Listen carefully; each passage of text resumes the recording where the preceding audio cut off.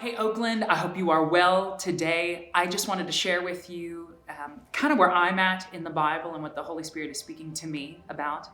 So I've been going through the book of Acts, and I just kind of wanted to set this up here. In Acts 2, I know you are very, very familiar with it. It's when the Holy Spirit is poured out on the 120 believers in the upper room, and this loud, violent wind, the sound of this wind just rushes through the whole town, and it attracts all the worshipers who had gathered in Jerusalem.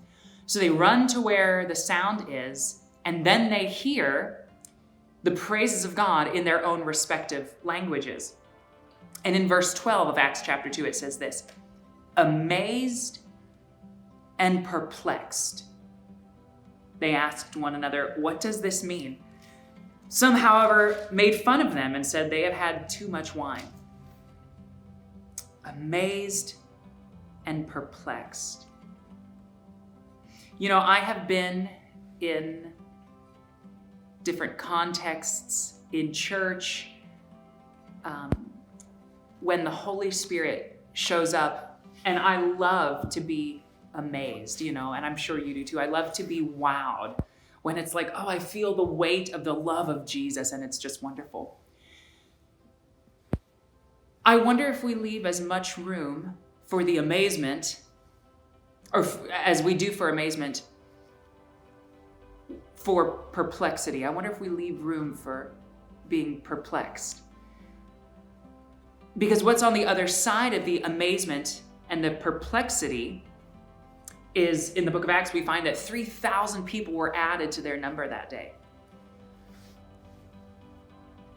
In some circles and in some contexts, I wonder if we tend to tame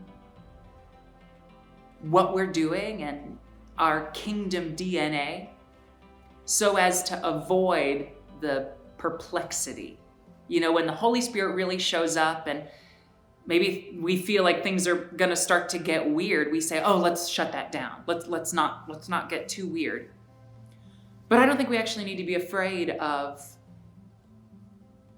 whatever it is the Holy Spirit wants to do. What really comes to mind when talking about revival and letting the Holy Spirit show up is a very interesting proverb, Proverbs 14. And here it is, verse 4. It says this: where there are no oxen, the manger is clean. But from the strength of an ox comes an abundant harvest. So think about this with me.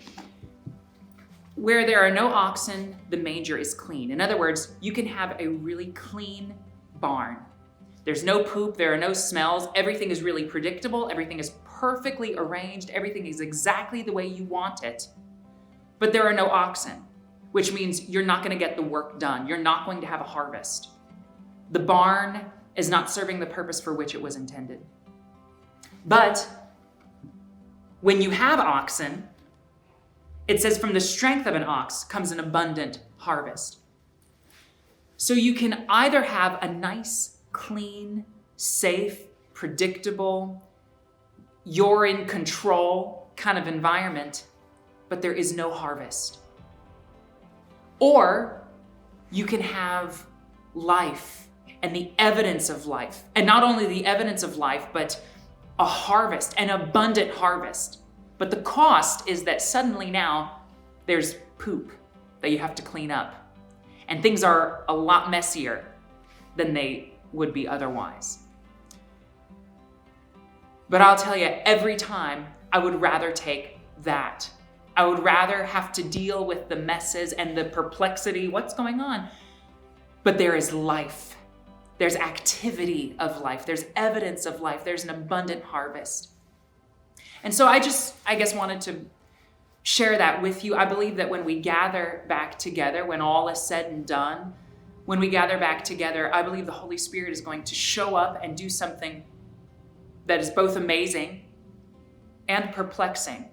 But I don't think we need to run from perplexity. I think we need to lean into it and let the Holy Spirit do what he wants to do, because on the other side of that is going to be an amazing harvest. So thank you for letting me share my heart with you, Oakland. I pray that you have an amazing rest of your day. Take care.